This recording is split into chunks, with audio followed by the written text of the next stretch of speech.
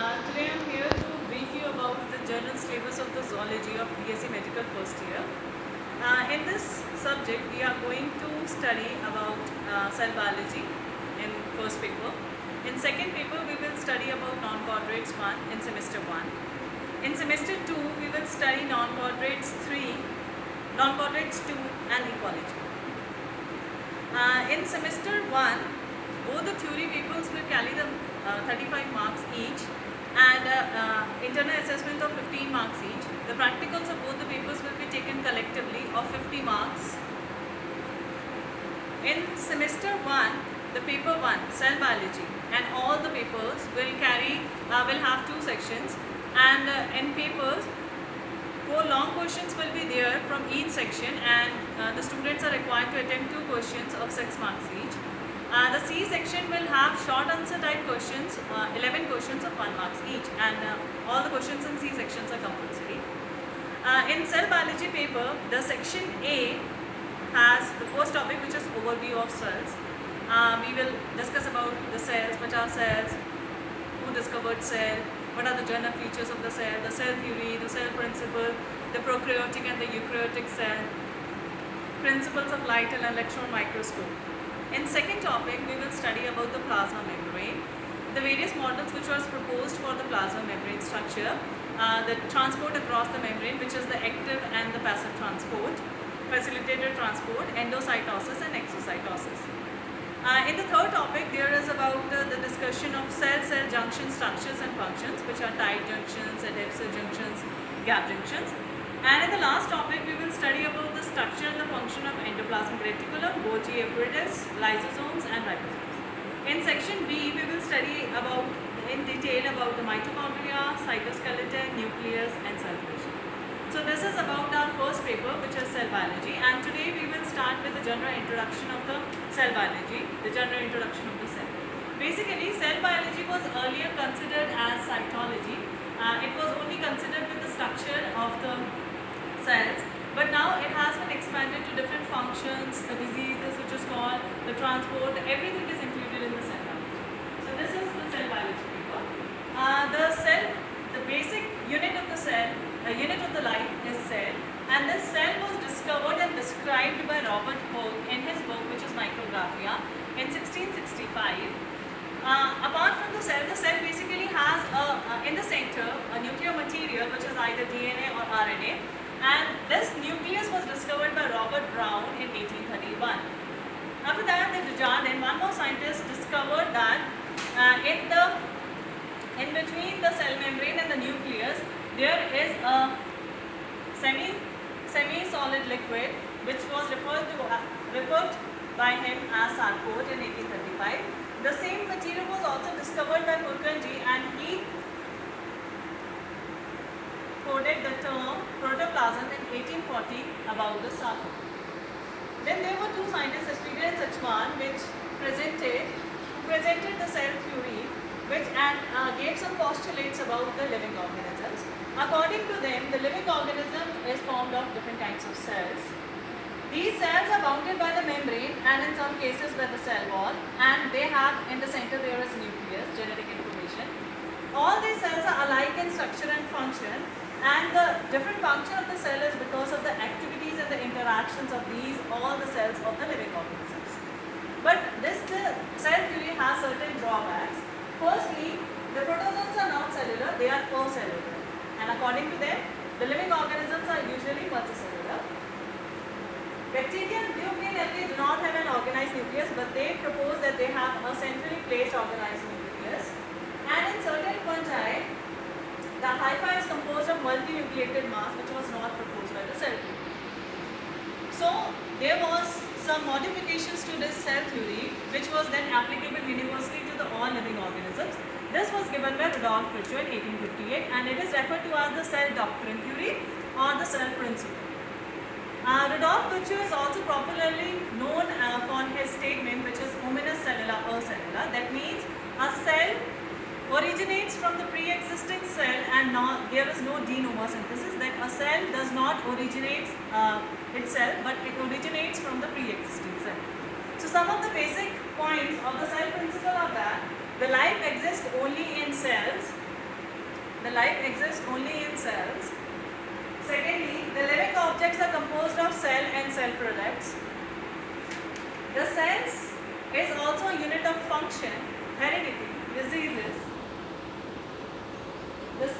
always arise from the pre-existing cell.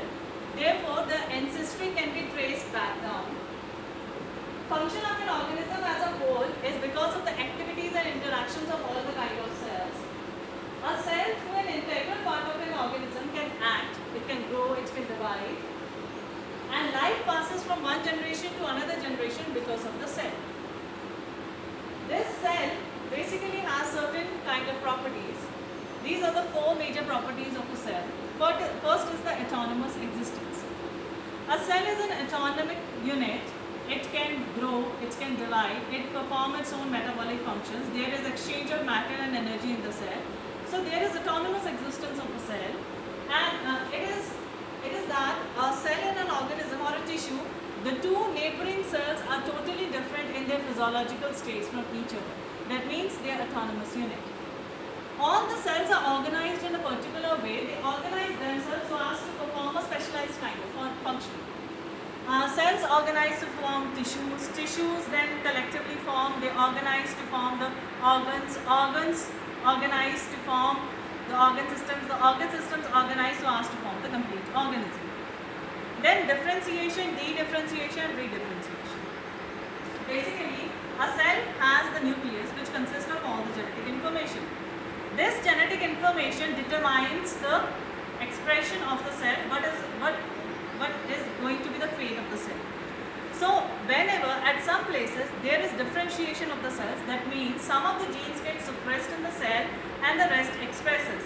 And now it becomes a specialized cells, now it can perform a specialized kind of function and the fate of the cell is determined. This is called differentiation or post-mitotic cells or differentiated cells. Then is dedifferentiation. Sometimes the specialized cells reverts back to the embryonic state. That means they gain their total activity of the genes. That means this differentiation or the masking of the genes is a temporary phenomena. It can be reverted back. Suppose there is some injury, then the cells move. These specialized cells move to the site of the injury and then they undergo dedifferentiation so as to heal that wound. This is dedifferentiation. That is the redifferentiation. The new cells which are produced by the dedifferentiated cells are referred to as the redifferentiated cells. Then last is the cellular totipotency. A cell is able to completely grow into an organism because it contains the complete set of genes in its nucleus. That is the cellular totipotency. Suppose if we take an egg, a fertilized egg of a frog, and remove and replace it with the nucleus of some other differentiated cell, then the experiment shows that the fertilized egg will form a complete frog, apart from the fact that the differentiated nucleus has been introduced into the fertilized egg. This is because the cytoplasm has because the totipotent cells have the totipotency, they have all the information, the genetic information, and the cytoplasm of the differentiated cells determines the expression of the genetic information. So these are the general properties of the cell, different properties of the cell. Now we will move on to the cell. These are the two different kinds of cells, the prokaryotic and the eukaryotic cells. Cell is basically an open system where there is exchange of the matter and the energy between the environment and the cell.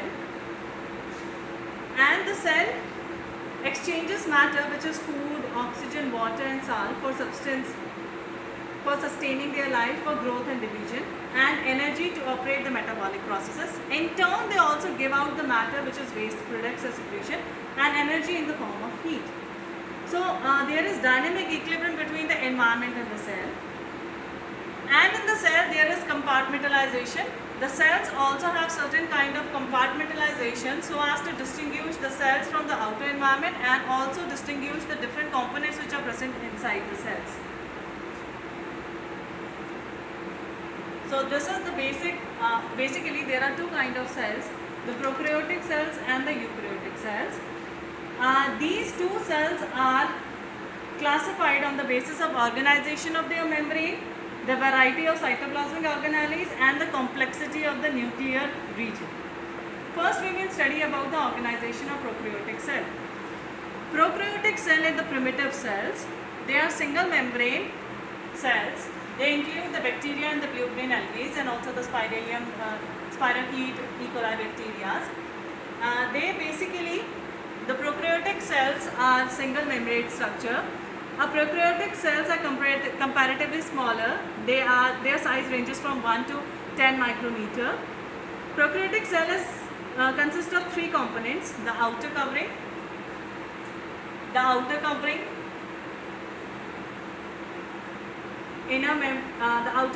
cytoplasm, nuclear region, and nucleus. This is the nuclear region and nuclei.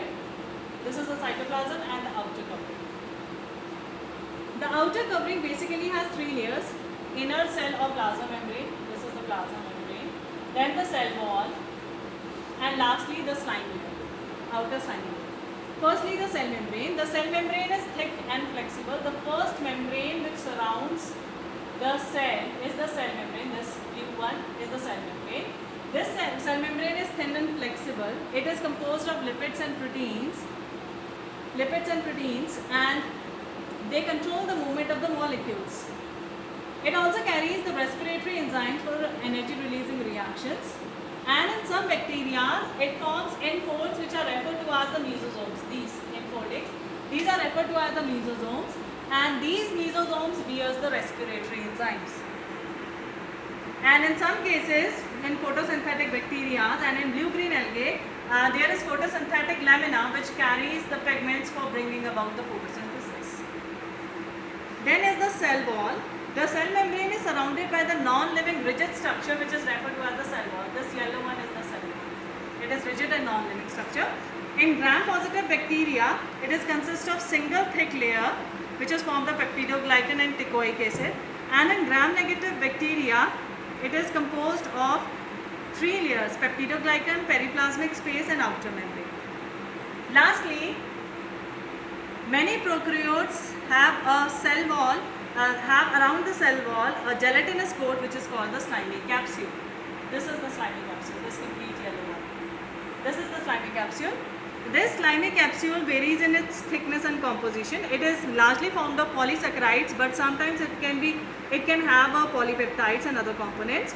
The capsule basically helps the cell against desiccation, antibiotics, and virus attacks.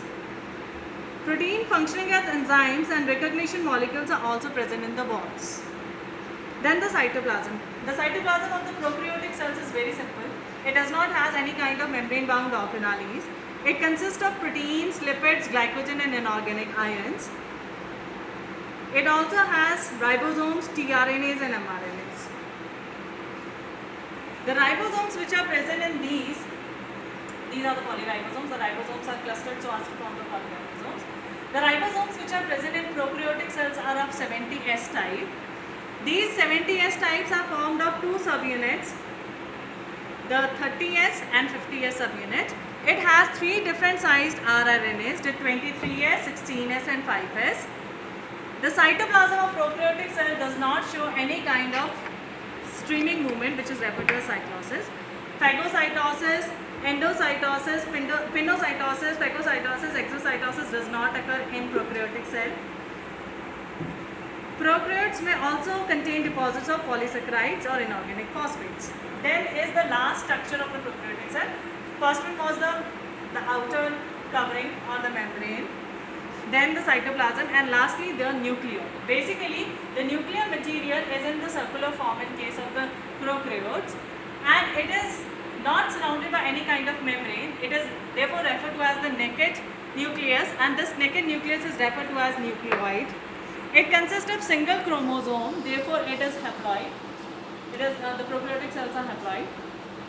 The chromosome is short and simple, and it has single copy of chromosome. The DNA is circular and is not associated with proteins. The amount of DNA is less as compared to the eukaryotic cells, and as a result they form fewer proteins as compared to the eukaryotic cells. This DNA replicates throughout the cell cycle, whereas this is not the case with the eukaryotic cells. Transcription, translation both occurs in the cytoplasm. However, this is different in case of There is no nucleolus, and mostly the prokaryotes are non-sexual organisms. This is the general structure of the prokaryotic cells. Apart from this, in some cases, there is also a structure which is referred to as plasmid. That is non-demonstrated. Apart from this genetic material, sometimes the bacteria also have extra genetic material, which is a circular DNA attached to, at one side attached to the membrane. That structure is referred to as the plasmid. It consists of 1,000 to 30,000 base pairs, and it is not essential for growth, but it is needed for resistance against antibiotics and other toxic material. So this was all about the prokaryotic cells. Now the eukaryotic cells. Eukaryotic cells. Basically, the eukaryotic cells are formed of, they have evolved from the prokaryotic cells. They have elaborated internal organization. They have all the membrane-bound organelles. They are double membrane or two-envelope system. They include all protista, fungi, plants and animalia, whereas in prokaryotic cell there is monera. The eukaryotic cells can be larger, can be smaller. They have different kind of sizes. They have different kind of shapes. Their number can be different. Some organisms are unicellular, they have only single cell. And some organisms are multicellular, they have large number of cells. Depending upon the functions, how many functions they have to perform. And all these multicellular organisms arises from a single cell, which is referred to as a zygote. Basically, the eukaryotic cell consists of a cell membrane. This is the plasma membrane. The internal one, the thin one, is referred to as the plasma membrane. This thin layer. This is the plasma membrane. The eukaryotic cells can be the animal cell or the plant cell. In plant cells, now all the plant cells, some of the protists and all fungi, they have the cell wall around them. But in animal cell, the cell wall is absent, only the plasma membrane is present. So first the plasma membrane or the cell membrane, it is thin, it is elastic. It is called as plasma membrane, plasma lemma or cell membrane. It is the membrane which checks the entry and the exit of the material, and this is semi-permeable. It allows only the selected materials to enter inside or exit from the cell. This is the plasma membrane. And this plasma membrane is formed of lipid-protein complex, which we will study later on in the different models which were proposed for the structure of this plasma membrane, lipid-protein structure. Then comes the cytoplasm. This complete area between the plasma membrane and the nucleus is referred to as the cytoplasm. This cytoplasm has semi-fluid homogeneous translucent ground substance which is called cytoplasmic matrix cytosol. In unicellular form, this outer layer of the cytoplasm is called exoplasm, which is formed, and this inner thick region is referred to as endoplasm, which is more liquidy in form. Then this cytoplasm, in case of eukaryotic cell, has two structures, the living structures which are referred to as organelles, and the non-living part which is referred to as inclusions. These are the inclusions, and these are the different organelles. Living structures, organelles, they are the membrane-bound organelles, and some are non-membrane-bound organelles. They include the mitochondria, which is the powerhouse of the cell, which produces energy. The chloroplast, which is present in case of the plant cells. The endoplasmic reticulum, which is involved in the synthesis of the proteins. The ribosomes, which are the protein factories. Then the lysosomes, which helps in the decomposition of the substances and the digestion as well. Then the Golgi apparatus, which is involved in the packaging of the proteins and the lipids which are formed. These are the different kinds of, then the centrioles are there. There are different kinds of microtubules, ribosomes. They are all the living substances or the organelles which are present inside the cytoplasm. Then the non-living substances are inclusions. They may include the starch granules, basically in plant cells. Their food is stored in the form of starch. The glycogen granules in animals, liver and muscle cells, they have glycogen. The fat and the protein secretions and the secreting granules.